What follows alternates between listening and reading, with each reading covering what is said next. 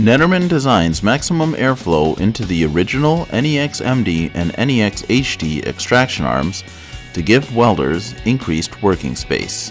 We do this by integrating a few simple design features often overlooked and underutilized. The most common hood design on many extraction arms is a simple round design. Many of the extraction arms in the market today make use of this basic hood design. Both the original hood and the NEX-HD hood are designed with a flat edge. The flat edge allows the hood to be placed directly on a working surface and helps extend the hood's extraction range. With the flat edge design, the hood is able to direct the airstream to the front of the hood by cutting off the lower air path.